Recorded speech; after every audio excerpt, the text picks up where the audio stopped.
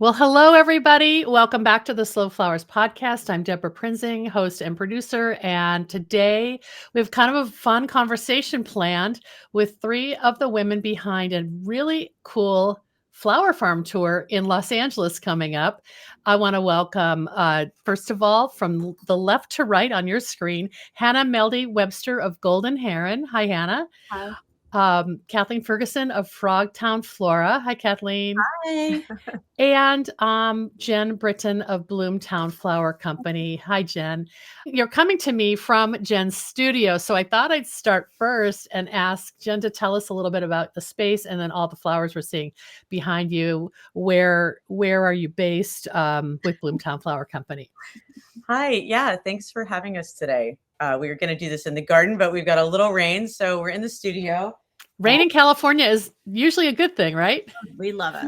It's been really good. So Good. It's promoting all of our summer starts to have a good, healthy start. So yeah, but we're out here in Covina, which is about 30 minutes east of Los Angeles. And we farm out here on it's about a half an acre of farmable land. And we just started 2 years ago. So very new, but it's been so exciting and it's been great. The community has really embraced us. So we're really happy to be here. So I told Jen before we started recording that I went to second and third grade in Covina, and all I remember about the landscape, other than the plum trees in the front yard, we had a poinsettia tree that was like as tall as the garage, and we had come from Massachusetts, so even my little 8-year-old self, my mind was blown by how big that could actually get and live year round. So I can kind of picture where you are. I'm projecting. Well, it was like orange groves before. So our land actually, there's photos from 1950 of all orange groves. So West Covina used to be all oranges. Yeah, agriculture. You're bringing a different kind of agriculture back. Yeah. Are you in some kind of covered patio space, or what is the space that you're in? Right now we're in the design studio. We use this for, if you could look around, there's a lot going on. We propagate all of our plants in here. We do our dahlia cuttings, and we do weekly bouquets. So this is our design space. Oh my gosh. And those are all ready to go out to like subscribers, or? Yeah, we do. We've got a few like small boutique grocery stores that we service. And then we have florists that come to the farm. We're very small. We like to be pretty particular about who we work with because we don't have a lot to share, but we want those to go into good hands. So we have a lot of really wonderful clients. Oh, well, it's fun to see something in bloom behind you, things that aren't blooming here in Seattle yet. Well, Kathleen, we talked earlier this week, so I really want to share your story with everyone. Kathleen, you're not so close to Covina. You're south of LA, right? Yes, I'm about 30 minutes away from where we're at right now. And in the heart of LA, Los Angeles, I'm in an area called Eagle Rock. And it's a residential property, and it's about 2 acres of property, but I'm only farming about 5,000 square feet right now, hoping to expand over time. But yes, and I've only been at the current property for about 10 months. So wow. Before that, I was at a community garden in Frogtown, hence the name. And but I outgrew that space very quickly. It was like 12 by 16 feet, and I crammed so much into that space. But yeah. You said that the community garden space, you still have plants set, so you didn't have to actually relocate everything to the new land. No, I decided to keep the plot there because my plot is the only plot that's all flowers. Everybody around me is growing vegetables. And I think everyone really appreciates having the flowers bring all the pollinators and the beneficial insects and so forth. So I'm still there. In fact, my daughter has a plot there where she's growing vegetables. So I visit it regularly. And but we did need more space. So that's we had this opportunity and I couldn't pass it up. Yeah. And is the 5,000 square feet growing area on the 2 acres in Eagle Rock or in an adjacent town? Oh, no, that's in Eagle Rock. Okay. Yeah. Wow. That's great. Well, we're going to share photos and videos of all these spaces as a little fun preview. So check out the show notes at slowflowerspodcast.com. And put these ladies on the map of where they are in the metropolis of Los Angeles. Hannah, tell us where Golden Heron is and how you farm. So I am in North Hollywood. It's about 30 minutes north of downtown LA. And I'm on property that's owned by the Department of Water and Power. And I rent from a Rose Farm who's been there for 29 years now. It's called Rose Lane Farms. Yep. Yeah, we're under power lines next to railroad tracks. The planes land at Burbank over us. So it's very industrial, but I love it.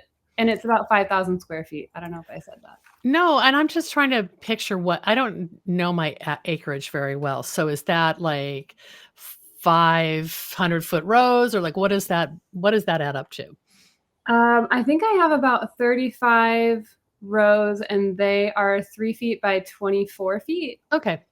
That's really helpful because that sounds like it might be comparable to what Kathleen has too. I think so. I haven't been although hers seems much larger, so maybe I'm thinking if hers is 5,000, mine must be more like 3,000. I mean, I don't know. I'm in the world, and we're not going to hold you to it. You're all urban micro farmers, right? Yeah. That sounds like fair. So I think some of you may know, listeners for sure know, that I lived in Southern California from 2006 to 2010. I lived in Ventura County, but I wrote for the LA Times and Garden Design Magazine. I was their West Coast editor, so I was all over. And I have to say, I wrote about hundreds of gardens, and very few of the people I interviewed were flower farmers. I think the real gem of the story, and Kathleen and I talked about this earlier, is Tara Cola, who previously owned Silver Lake Farms and was kind of the pioneer who got specialty cut flower going in LA. Poor her, she lives in France now. But the scene was different 10 years ago, 12 years ago. So I'm really inspired to hear how this has all come together. Maybe each of you can talk about what brought you to flower farming. And, obviously you've probably had other things going on in your life that were different from growing cut flowers. And, what caused you to turn toward a floral lifestyle? Maybe Jen, you can start. Wow. Yeah, well, I basically started in 2020. It was before COVID, and just randomly that worked out really well. I was in the entertainment industry for 20 years, working in film, and we were traveling all the time. And every time, I would get home, I would feel sort of like the need to be outside and just trying to embrace nature a little more. Where we lived was a concrete loft, and it wasn't really working out for us. So we decided to move, and I quit my career, and I decided I really wanted to try to grow flowers. It had been something that I didn't grow up around gardens. I didn't know what I was doing at all. And I started reading all of everyone's books, and it was just so amazing, and video tutorials, and still learning, still reading. But so we started Bloomtown, and it was in our backyard, and that we overgrew pretty quickly. And so we moved here 2 years ago, and this is what I'm doing full time now. So wow, yeah, that's amazing. Really fun. So good. So the property you're in now, you intentionally changed where you lived so you could have more land, and this is your home and farm. Then. Yeah, we got really lucky. We were looking for something that was a half an acre up to 4 acres, which in Los Angeles is very hard. So we started moving east, and we found this place that it was just a dream. It's 4 acres it's got a lot of oaks and wooded areas. So we're hoping to do some woodland gardens at some point, but it had just flat, scorched earth. And so we've been doing so much work on just getting the soil to work with us. It's amazing how far it's come. We now have, great biology in the soil, and worms and ladybugs, and everybody seems to be kind of working together finally, which is amazing. I mean, it's amazing how quickly you can bring the health back of a distressed garden just by being sustainable and being thoughtful about it. That's inspiring, because this is your 3rd season there? It is. Yeah. Okay. So just finished our 3rd spring season, and moving into whatever this is called, our shoulder season, summer. Well, No? Yeah, it's so different. It's so different. I just interviewed somebody in Dallas, Texas, and she's harvesting stuff that I won't see for several months, and I think it's probably the same case with Southern California. Just out of curiosity, Jen, has your mental health and your psyche kind of healed from all that travel? And I mean, the dazzle of the entertainment industry can't be denied, but I'm sure it grew old. It does grow old, and yeah, I was definitely over it. This has been so much better for me mentally. Although it's another set of stresses now. Yeah. It's I enjoy Sure. it because it's still different every day. You've got, different things blooming and, different weeds to investigate. But Well, I think it's yeah, you still have things that you can't control, right? And that's just life. exactly, exactly. Okay, Kathleen, you have also an interesting path, and I feel like maybe I knew you when we lived in Southern California. Had an encounter through like a landscape tour or something like that. Remind Well, me of that. actually, you wrote a piece on one of my landscapes years ago. Oh, remind me about that. Where was it? Glendale Hills area, Whiting Woods. It was a mid-century modern home. And it was probably, goodness, Well, it was probably in 2009 or so. I'm going to say 2010. Yeah. Um, Okay. yes. And so, yes, our paths crossed back then. And Thank you for reminding me about that. I'm sorry I didn't bring that up on Monday when we spoke. I'm going to go back and find that story. I would just love to see. I mean, your work is really well known in the landscape world, and now you're adding a new title to your name.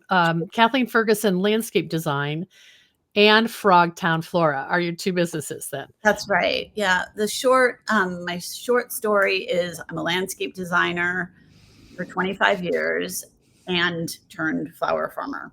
But, the long story is 25 years ago, I got a degree in horticulture. I have always been interested in nature and plants and growing things and nurturing plants and animals, wildlife. And then I also have a design background that from Otis Parsons. Oh yeah. And I guess it's now Otis of Design, College of Design. But anyhow, so I merged the two and started my landscape design business 25 years ago and have had an incredible time designing such a huge range of landscapes. And I'm still doing my landscape design. I don't want anyone to think that I'm ditching that for flower farming. Yeah, you're wearing a lot of hats. I'm wearing a lot, Yeah. but I'm not tight. That's my personality. I like to be busy all the time. But one thing that drew me in to the flower farming, well, actually, there's two things. One, I heard on, a podcast, I think it might have been yours, someone was being interviewed and they were talking about how 80% of our flowers are imported. And I couldn't believe it. I was listening, I was gardening and I was listening to my headset and I heard this and I had to rewind it because I thought and I thought, wait, this is crazy. We cannot continue this way. And it's not even about being sustainable. Like, I do not want to sustain this. Like, we need to stop this. So anyhow, I then started following flower farmers on Instagram and so forth and meeting amazing people.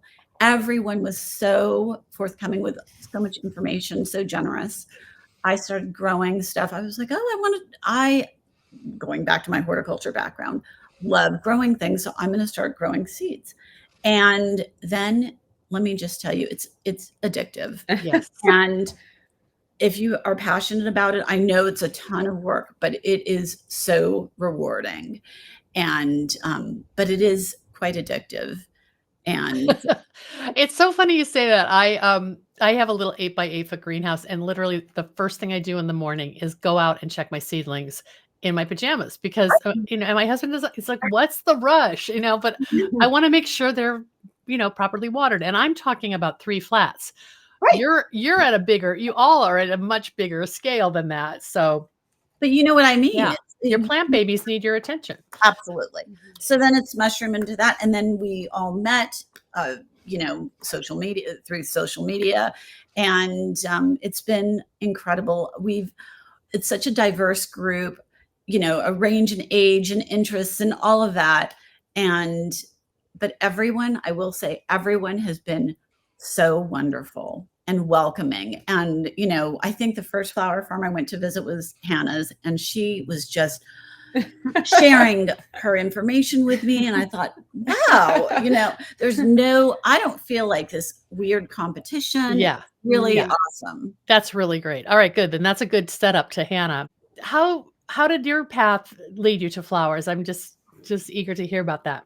So I have been in the floral industry for about 10 years now. I was working as a freelance florist since 2014, around then. Working for a lot of different really talented designers. And then I spent a year in Seattle working at a flower shop that used a lot of local product, which I've never been exposed to really. Which shop was that? It was called London Plain. I don't think it exists anymore. No, but Izzy started Marigold and Mint Botanical. Yeah. So there's sort of an and they're part of Slow Flowers. So it's sort of an offshoot of that. How fun. I wonder if we ever met when I came into London Plain. I don't know. It was in 2017, 2018. That's when I was working there. So that influenced your attitude about maybe sourcing flowers from a florist point of view. Yeah, because I had never worked with like this really unique product that had a bunch of movement, and it was just completely new to me. And then when I moved back to LA, it was kind of back to like the same old, and I was like, I miss the cool stuff. Like, where is that? And then I kind of thought like, oh, when I'm old and retired, I'll start a flower farm because it sounds so easy and fun. And then and you knew some of the farmers because there were people like Tosh who would deliver to the London Plain, right? Yeah, exactly. Everybody was really sweet. Then when I moved back to LA, I started working at Roseland Farms for a couple days a week. And that was just like a dream. It's so beautiful. And she offered me this back area of her farm. And at the time I was too busy. But then when COVID hit, I was suddenly not very busy. And so I just started growing flowers, and all of my connections, like floral friends, were like, oh my gosh, are you selling those? And I just thought like, yeah, sure. Okay. I'll start selling flowers, I guess. I love that. It's so interesting too, that you're using like space that real estate can't develop under. So it's available to agricultural, tenants from the utility. Yeah, I feel really lucky that this spot was offered to me, because I think they're really hard to get now. Like you can't really get into a new spot. Seems really difficult. So I know that I've heard about people gardening and farming under power lines, even in other markets as well, but I hadn't thought about it. It is a finite piece of land or availability. Do you have access to water, and Hannah, or what is the infrastructure like? So yeah, there's basically only running water. There's no power or anything. So I'm bringing in my own stuff, like everything, all the tools, power tools need to be battery operated. Okay. But yeah, there's water. I have drip hoses for that. But other than that, it's pretty basic. Yeah. But all three of you are open air field grown, right? You don't need high tunnels or anything like that for the climate in LA. I guess unless you wanted to start your seeds indoors, which probably that's what you're all doing. Or Kathleen, I'm picturing some kind of indoor operation, because when I talked to you in your office, you said my seedlings are right here. So yeah, they're on my desk under soil blocking. Soil blocking really helps reduce space. Yeah. So you guys met, Hannah and Kathleen met, and then somehow you brought Jen into the group, and now there's this, and Shannon from Flower Box Farm, who's a Slow Flowers member, is the person who initially told me about what you're doing. But prior to this, did you all sort of feel isolated and alone and thought you were the only person doing this? Or did that get dispensed with very quickly? I feel like really quickly I started finding people. Like, I feel like I've known you since I started. Yeah. Right? And we all kind of grew up together, I feel like now. I know. Yeah. I don't know how that's possible, but yeah. Just through Instagram, yeah, I think it's really good. Like, we all just started a group chat, and we all talk and say like, how do you grow this? Like, Yeah. what's the best way to start these seeds? And we also like trade plants. You Yeah. know, if somebody has extra plugs, it's kind of neat. So we all play off each Yeah. other. yeah, That's wonderful. Yeah. And the community, it's great to have community all over the place. But when you're sharing climate and zonal issues and weather issues, it's particularly sweet because you don't have to explain what you're struggling with, like you're all responding to the rain today. Mhm.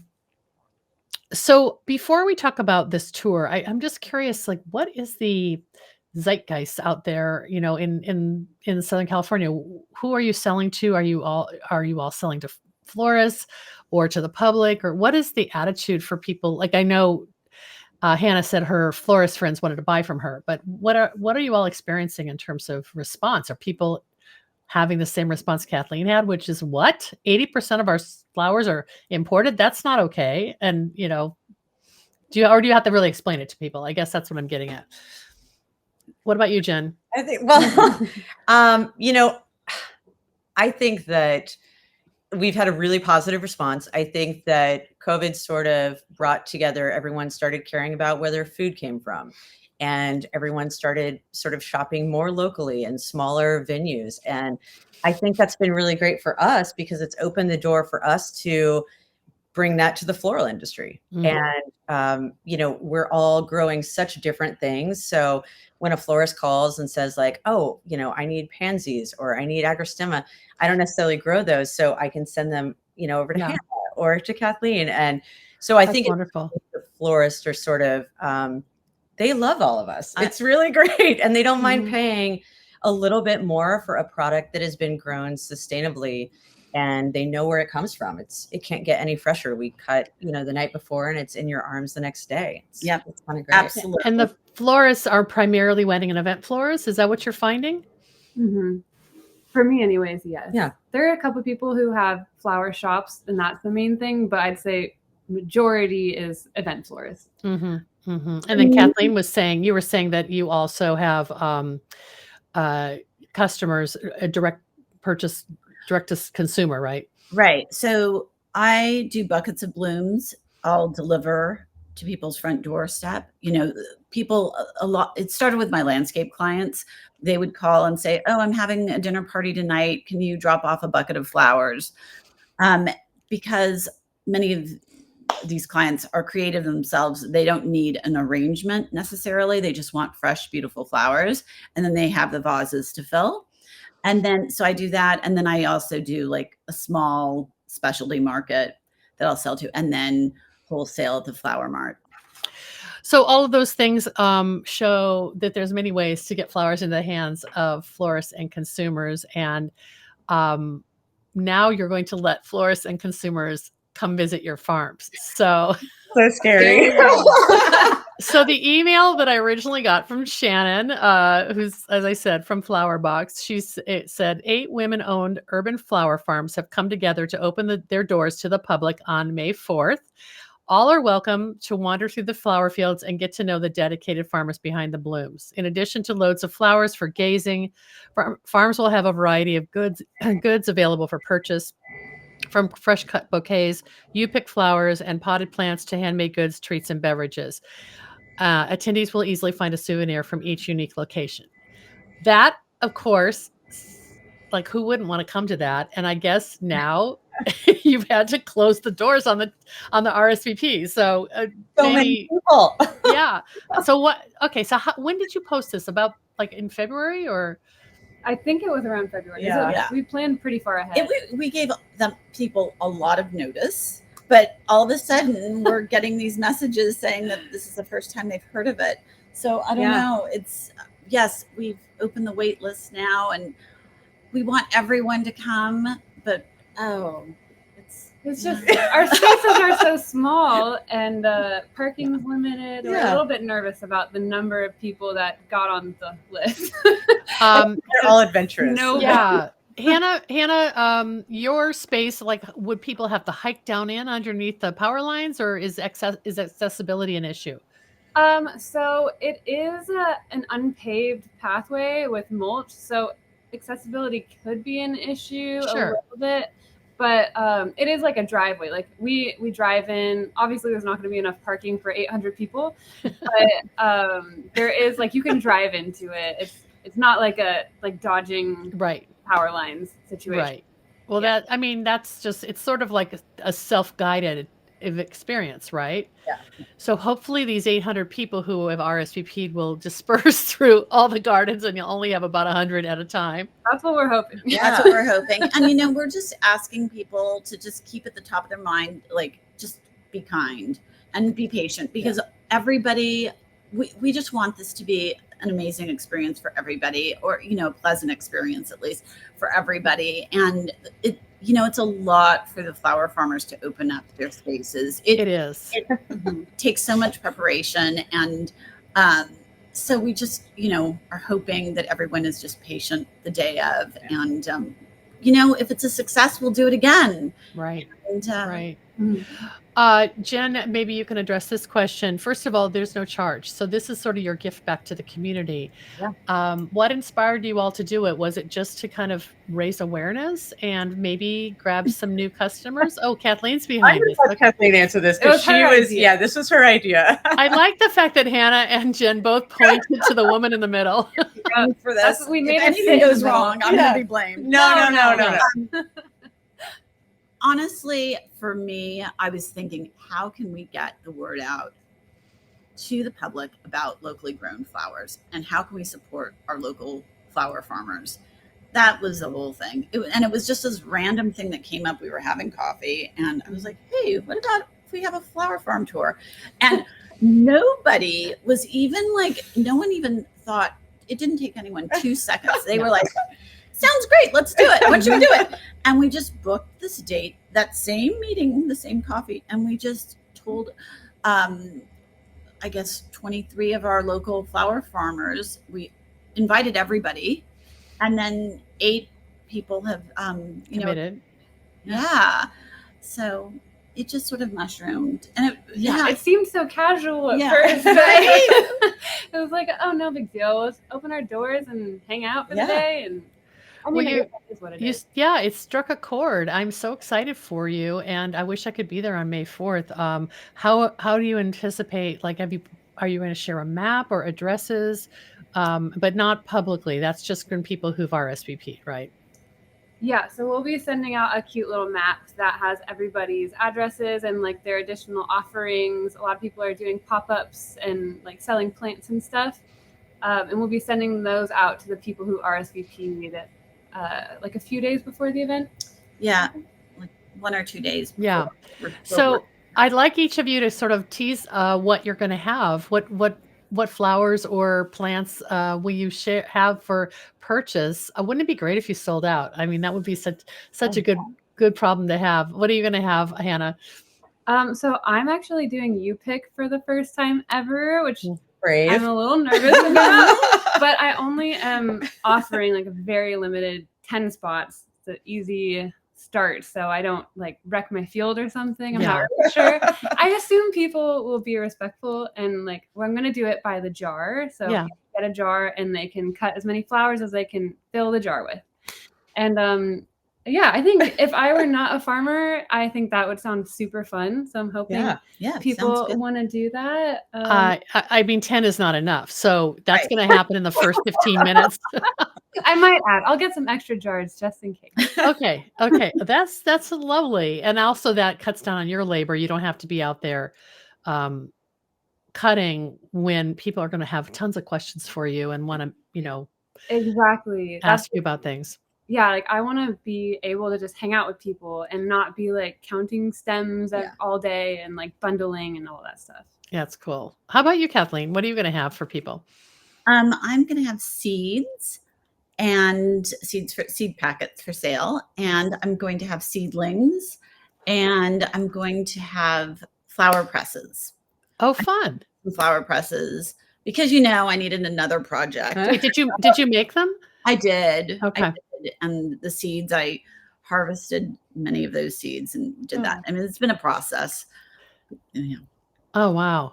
I love it. I mean, I think that this is all going to the fact that gardeners don't want to be flower farmers, but they want to get access to the cool varieties that flower farmers are growing, or they don't have a greenhouse or a way to start seedlings, but you're going to solve that pain point for them and get them, some goodies to take home. What are you specializing in? I'm just curious in terms of varieties. I feel like I'm doing all easy to grow species because I just want to get them hooked, to growing. I honestly, right? I mean, to me, I actually, while I'd love everyone or a lot of people to become flower farmers, I think that would be amazing. But I'm also good with people growing their own flowers. Like, why not that? Right. You don't have to buy flowers necessarily. You can just grow your own. So I'm giving people things like, the seed packets are poppies and cosmos and calendulas, and zinnias, really good starter flowers where they're going to be successful at. And I have seedlings too. And I teach a woman to fish, right? Exactly. Yeah. Very fun. So no mixed bouquets or anything. You're going to just sort of have things that have a little bit longer shelf life. Yeah, I'm not going to do the flowers because I figure they can go and do the pick, and then they can go pick up flowers over here. I'm just going to do seeds and seedlings and flower pots. Great. I love that. That's so great. Yeah. So Jen, what will you have? Some of the goodies that are behind you right now? Yeah. So we got, it's really funny because we're in spring, right? But right. Took out all of the ranunculus, all of the poppies, all the anemones. So we're already into summer. And so we're going to have Godacia. We have beautiful sweet pea tendrils with really fragrant sweet peas. We'll have snapdragons, campanula, and I'm going to have lots of plants for sale also, and dahlia tubers. So they're not as easy as your stuff, I feel like. Oh, well, they'll get hooked with yours and then they'll intermediate. It's good to have a different selection. Right, yeah. Right. Yeah. Yeah. So people can buy mixed bouquets or straight bunches, or what? A combo. Yeah, we'll do a little of both. I'm hoping that everyone brings a bucket with water in their car so that at each farm they can kind of, have a lot of different flowers and put them together. That's a good tip. As a group, you do not have an Instagram account, do you? No, not yet. Not yet. Maybe after the tour. The only thing we have is a group chat on Instagram. That's where we all get together and talk. And it was started to plan potlucks to meet up. Just a party. That's great. So yeah, it doesn't even have a name. It's the name of the group chat is Flower Farmer Potluck. Yeah. I think there's 23 of us, and yeah. We just try to have a potluck once a month, but it hasn't happened ever since we started planning this tour. I know. Yeah. Well, and the other, if you have 23 people involved, there's a whole other group of 8 or so, or maybe 2 groups of 8 or so who can do future tours, and kind of they can. If they've been hesitant, they can see how this goes and maybe feel more confident about it, because it probably is the case that the only people who've visited your farms have been customers or neighbors up until now, right? You're under the radar. That's great. What else do you guys want to let me know about that's cooking up for this year? Or are you just going to try to get through the tour and then regroup and decide what's next? Because you'll get a lot of requests, I'm sure. Yeah, I'm really excited to see what's next. We haven't even had a chance to think about, what the next step is, but there is so much support and momentum behind us right now. And I'm so excited for this tour. I think it's going to be really wonderful for everyone to come out and see what we're doing. And, I'm hoping that it'll motivate others to grow their own flowers. Yeah.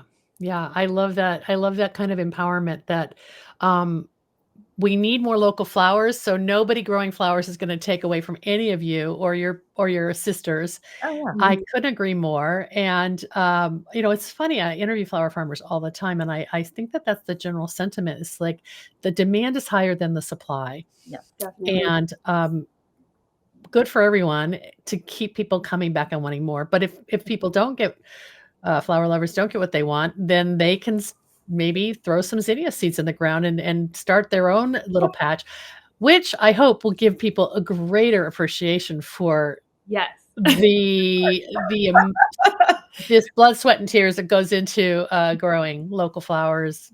That's great. Absolutely. I wish I could be there. Maybe I'll come in if you do a fall one. I wish you all a wonderful tour, and we'll share photos of Hannah and Kathleen and Jen's either their flowers or their spaces, and maybe some bonus videos. We'll see how it goes. And I just think maybe get on the waiting list for future future tours if you're interested, because this one's sold out. But I still wanted to get the word out and congratulate all three of you for doing something fun. And thank you to Shannon from Flower Box, who sort of got the ball rolling on this. She couldn't be with us today, but we'll follow up with her as well. Thank you so thank much, you. Deborah. I thank you all, and this is. I can't wait I'll follow along, so I hope you'll do some reels or stories during the day of the tour, so I can kind of follow along vicariously. Yeah. Absolutely. Thank you so much. We're all a huge fan of your work, and we really appreciate all the support you've given to the local flower movement. It's really so thank you for saying that. It's a pleasure. It's really, as I've said, it's what gets me up in the morning. So okay, take good care. We'll see you soon. Thank you. Bye. Hey there, this is Hannah Melde with Golden Heron, and this is my little farm plot. Got my little sign up painted. This is a little bed I have of mostly native plants for the pollinators. I don't really harvest from this patch. Over here is a lot of my irises. I just divided them this past year, so they're all getting reestablished again. Got some vines up along the fence next to the lovely woodlot. Some more irises. I'm trying out some little onions this year amongst the irises. Gonna see if they like that or not. I've got sweet peas getting established over here. Some like bright red ones, and then April in Paris, which is my favorite little guy. Some delphinium that overwintered. Over here we've got some native Bluefield Gilia and Shirley poppies that reseeded themselves. That were so hard when I tried, and then I gave up, and they've been coming back every year on their own. Some more California poppies and California bluebells. I kind of just let those guys pop up wherever they want, and I just walk around the whole field to harvest them, because they're also kind of tricky to start on their own, or like intentionally. I've got cornflower in this row with some leftover arugula that's basically done. Oh yeah, we're right next to Burbank Airport, so the planes are always landing overhead. Over here we have Salpiglossis, a bunch of different cool colors. Gonna have some Cosmos soon. This one is my favorite. The Gloomy Rival is so cool. This is my little vegetable patch, mostly just for me. There's strawberries and fava beans. Well, the strawberries are mostly for a possum that gets them before I do. Over here we've got Iceland poppies. I just harvested them, so there's not much to look at right now. These are my little violas. I sell those mostly to bakers. They like to put them on their cakes and stuff. Let's see, yep, this is it. Got some cover crop back there. Ooh, I'll show you the Cafe Cream Foxgloves.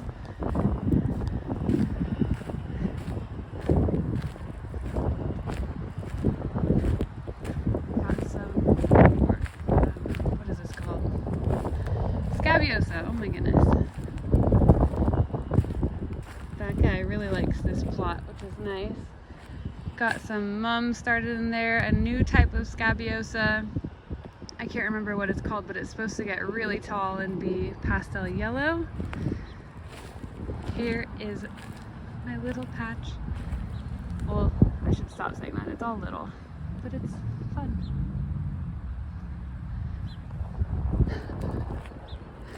Got a giant Tillaha poppy that is trying to take over. I have to cut it back pretty hard every year.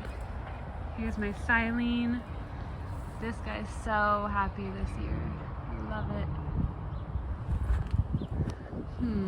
Let's see, I got a little bit of roses back there. Here is the cover crop. This is my first time trying that. I'm not exactly sure if I'm doing it right, but we'll see eventually. Yeah, we're under this giant power line. I hope it's not zapping my brain. Okay, I don't know what else to say, so this is it. Thank you.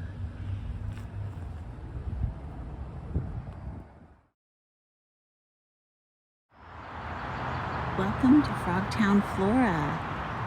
This is our Eagle Rock plot that is about 10 months old. So prior, it was just a hillside slope, just, a dirt slope, gentle slope.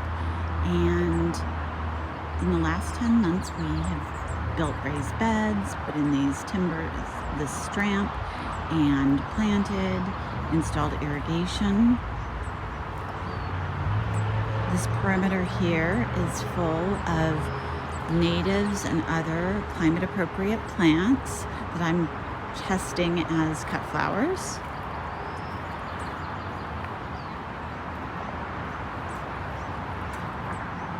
They're not only beautiful to look at, but they provide tremendous wildlife value. And this particular location has a lot of bird activity.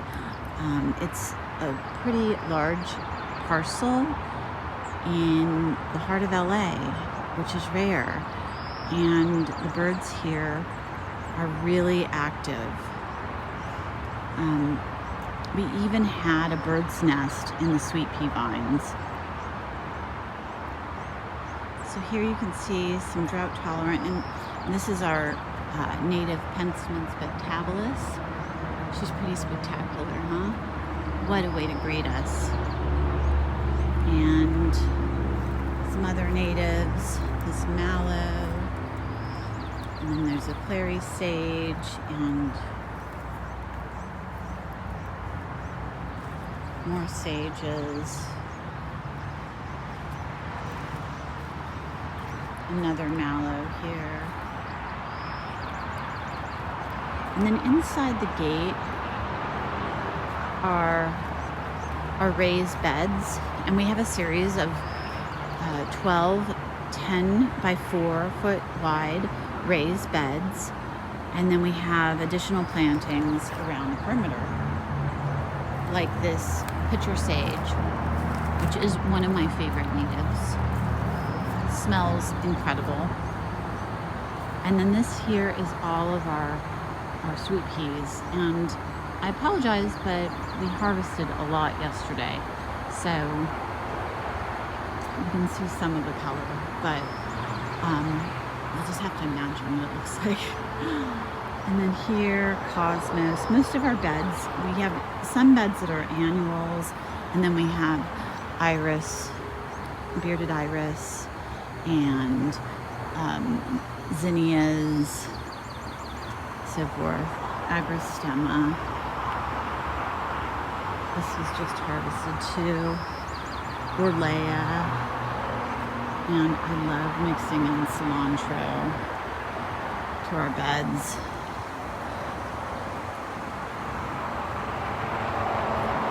In addition to having all of these flowering plants, we have tomato vines interspersed that came with the compost, with our compost. I compost at my home, and then I bring it over, and some tomato vines have popped up. And they actually produced fruit throughout the year. It was pretty surprising. More beds here, roses with understory plantings of yarrow, chocolate cosmos, alliums, you can see here, and then our zinnias are starting up. So this is one of 3 beds of zinnias we have, and they're looking really pretty. And then beyond that fence there are more natives, and look, the poppies, and we have the boysenberry vine and the raspberry vine happening. Here's our roses, more roses, and then this corner here is for our California natives. We're testing these out. More zinnias, floret zinnias, I cannot wait. And here's another perspective of our farm. I hope you enjoyed this mini tour. And if you're in the area ever, feel free to reach out if you want a real in-person tour. Thank you so much.